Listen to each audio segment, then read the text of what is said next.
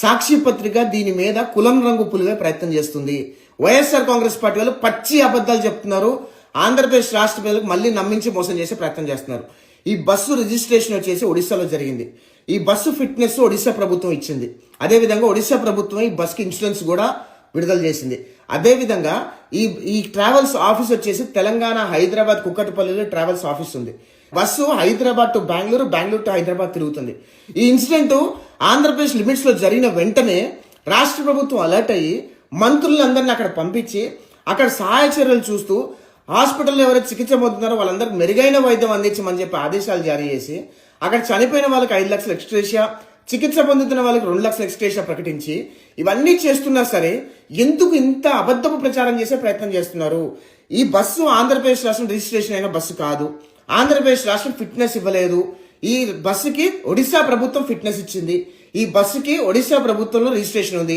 ఈ బస్సు ఒడిశా ప్రభుత్వం ఇన్సూరెన్స్ జారీ చేసింది.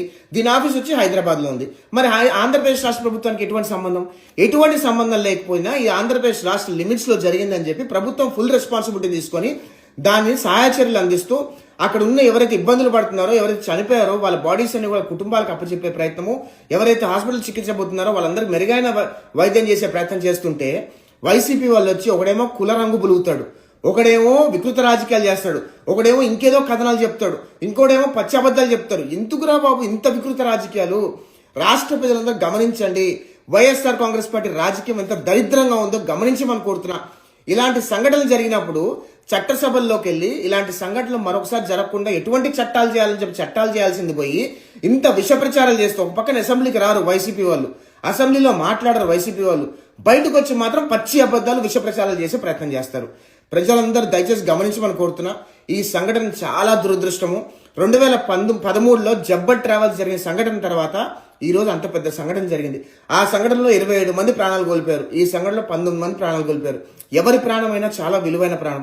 ఇలాంటి సంఘటనలు జరగకుండా మనందరం కూడా అప్రమత్తంగా ఉండాల్సిన అవసరం ఉంది. రోడ్ సేఫ్టీ మెజర్స్ కానివ్వండి, ఒడిశా ప్రభుత్వం అట్టర్గా వైఫల్యం చెందిందని నేను అనుకుంటున్నాను. ఎందుకంటే ఈ బస్ కి ఫిట్నెస్ అనేది ఎవ్రీ ఇయర్ చెక్ చేయాల్సిన అవసరం ఉంది. ఈ బస్సు ఫిట్నెస్ 4 సంవత్సరాలకు 3 సంవత్సరాలకు ఫిట్నెస్ ఇచ్చేశారు. అది